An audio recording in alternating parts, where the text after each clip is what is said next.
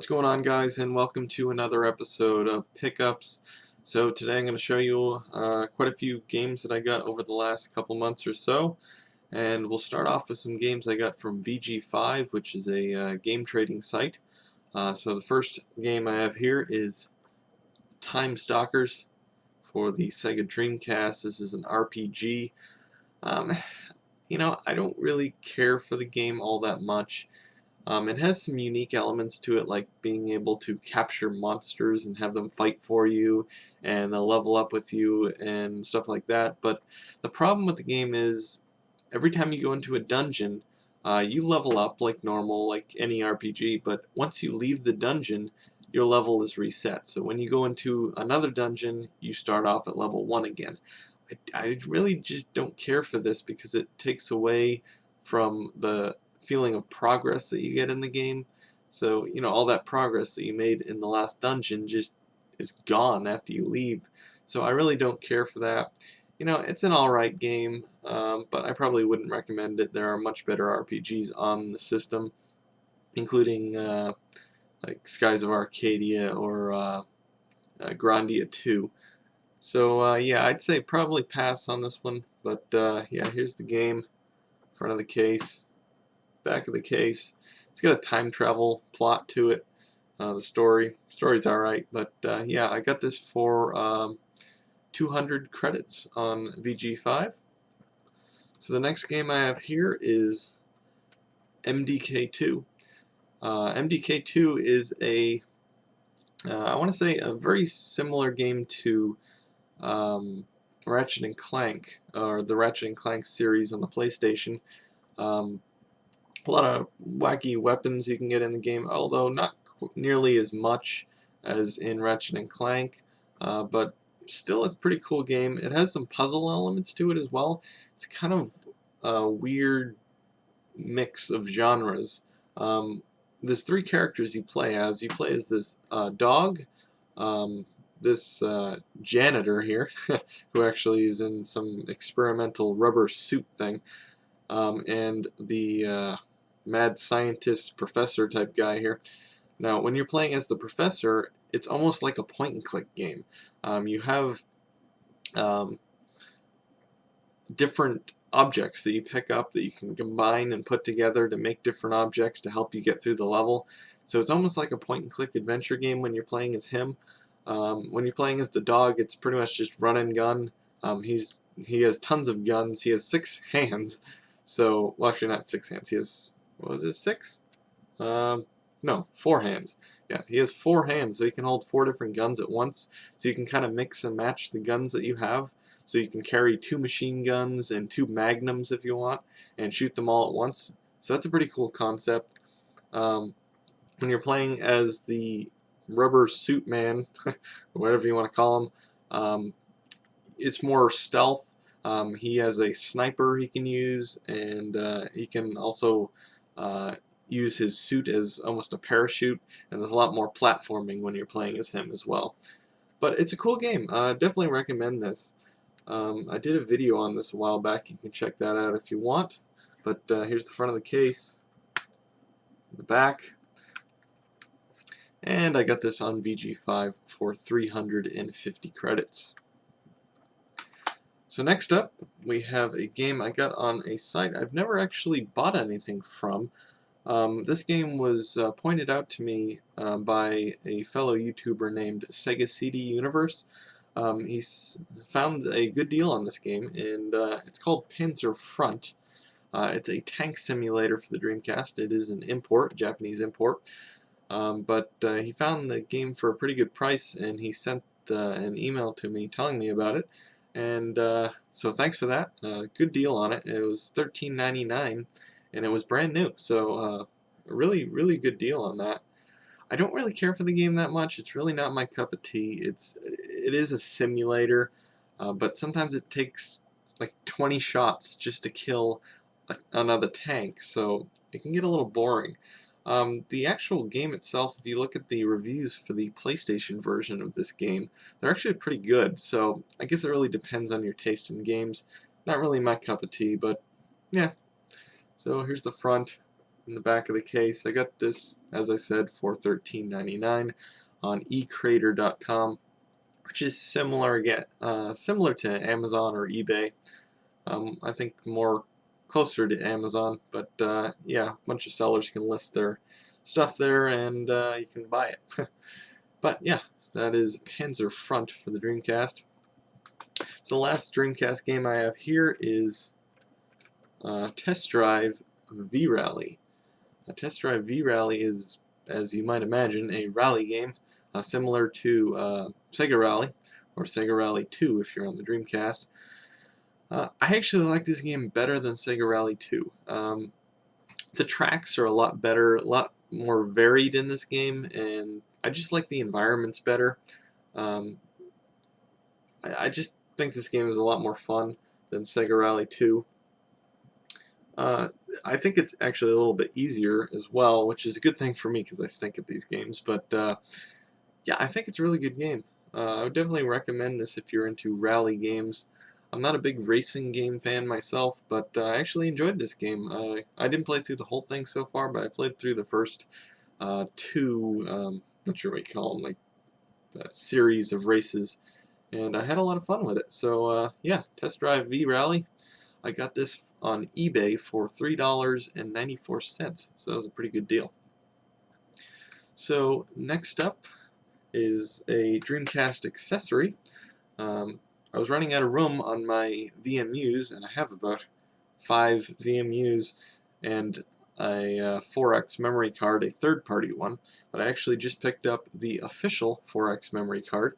But basically what this is 4 VMUs in one, basically, except it obviously does not have the screen or the buttons, which is kind of disappointing. You know, it would be nice to have those, but some games really don't take advantage of it.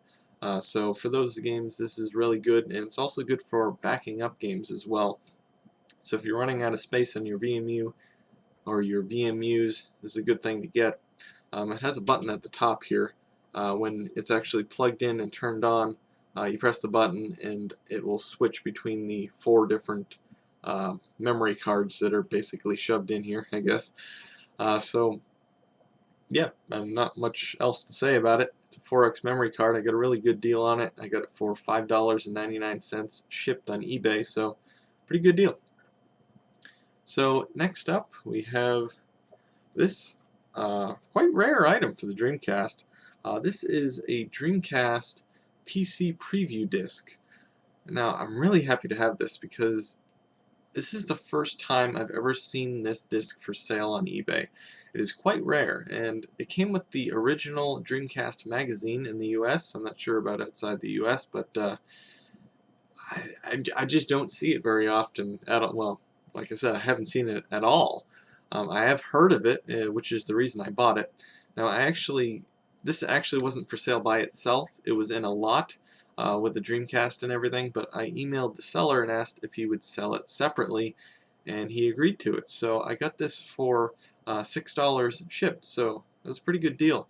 I'm not sure exactly how much it's worth. I mean, it's quite rare, like I said, so I think I definitely got a really good deal on it. But basically what this is just a bunch of trailers or previews for different games. You put it in your PC and you can view the trailers. This does not actually work in the Dreamcast itself. But yeah, I actually put a video up of this that you can check out. It has all the it allows you to play all the videos that are on this disc. It's kind of an interactive video I made. So check that out if you want to see the contents of the disc. But what's interesting about this particular copy, and I have not seen this on any other copy, is this one actually has 2 sleeves in it, which include 2 different discs. And in the back here is Dreamcast Magazine May 2000 Volume 5. Now, this may be the wrong disc for this, but these 2 sleeves are definitely glued together, as you can see. They don't come apart, so this was done on purpose. But I'm not sure if the disc that's in this back sleeve is the right one. I haven't been able to get any answers for it. Nobody seems to know, but if you know, please let me know. But yeah, in the front, obviously, you have the preview disc. But yeah, it's a cool item. Definitely happy to have this, and I got a good deal on it. So yeah. Next up, we have a few Saturn games. I got these in a lot, shipped for $9 on eBay. So I think it was a pretty good deal. They're all platformers. The first one here is Johnny Bazooka-Tone. It's a side-scrolling platformer.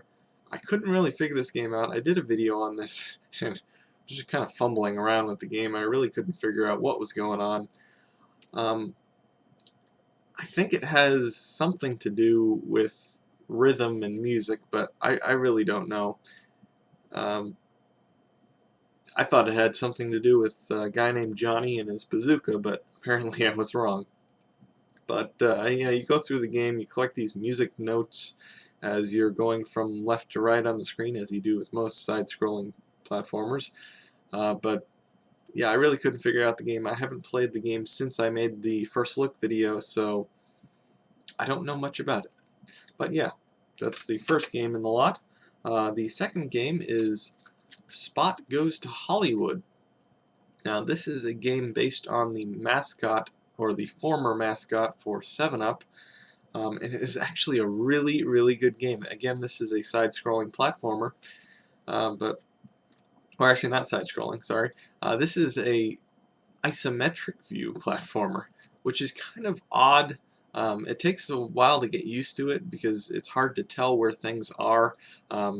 Say, for example, you have some red dots that you're supposed to collect, or spots that are floating in the air sometimes, and it's hard to tell they're actually floating in the air. They look like they're on the ground, but they do have shadows below them, so that kind of tells you that they're floating in the air. But due to the isometric view, it makes it kind of awkward and weird at first, but you do get used to it, and this is really a fantastic game. I've been playing a lot of this game lately, and I'm really, really enjoying it, so I'd highly recommend you pick this game up if you don't have it already. But there's just a lot of collectibles in the game. You can collect the spots. If you get 100, you get an extra life. There's also stars that you collect. There's 5 stars on each level, and if you collect them all, you get a 5-star rating on that level. You can go back to any level at any time. There's a menu of the different levels. They say how many stars that you collected on that level, so if you want to go back and collect them all, you can do that. There's a lot of secret areas in the game, which is usually where you find the stars to collect. You have to find them. You know, there's say for example a temple level where in certain areas you can push on the wall and find a secret area. So it's just a really good game, and it's kind of surprising for a game that's basically promoting a product like 7-Up. But yeah, definitely check this game out if you haven't already. Fantastic platformer. Highly recommend this one. So the next one we have here is Bug. Bug is another platformer. This is kind of a pseudo 3D platformer where you can basically, I don't know how you describe it, you kind of walk in, I don't know. It's kind of a 3D platformer, 2D/3D. Actually, I think they call it 2.5D, I think is the genre for this. But I haven't actually played the game, so I can't really comment much on it. But yeah, that's Bug for the Sega Saturn. So next up, we have a couple Commodore 64 games that I picked up for extremely cheap. I got these both for $1.30 shipped. Now, I'm sure the seller lost money on it, so I mean, it was a really, really good deal. So the first one I have here is Junior Pac-Man. Not much to say about it. It's Pac-Man Junior. I'm not sure what the difference between Junior and the regular Pac-Man is, but I put it in, I played it for a second, and it seemed like Pac-Man to me. But yeah, that's that. And the second game I have here is The Duel Test Drive 2. This is a game, obviously the second game in the Test Drive series of games, which is basically just racing. I believe there are cop chases in it as well, so you're running from the cops as you're racing. I have not played this one yet, so I hope to do a video on this one soon, so stay tuned for that.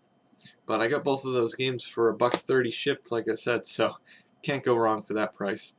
So the final item I have here is I actually bought for my Commodore 64, but it's not specifically a Commodore 64 item, but it is a Sega Master System controller. Now, you may ask, why would I buy this for a Sega Saturn? Well, or not Sega Saturn, a Commodore 64?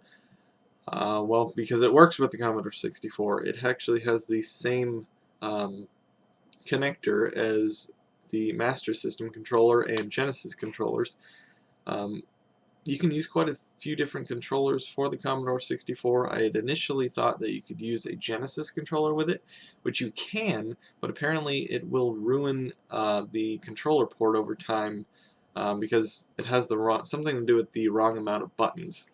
Obviously, a Genesis controller has 3 buttons and the start button and the D-pad, but apparently has too many buttons and can fry the controller chip on the Commodore 64, so it's not recommended you use that. But the Master System controller will work, and apparently it is safe to use. So that's why I got this, and I got it for $9.50 shipped on eBay, so I think I got a pretty good deal on that. I normally see these sell for around $15, but yeah, I tested it out briefly, and it does work very nicely on the Commodore 64. So yeah, that's all the pickups I got for the last couple months or so. So hope you enjoyed the video. If you have, please comment, rate, subscribe, and thanks for watching, guys.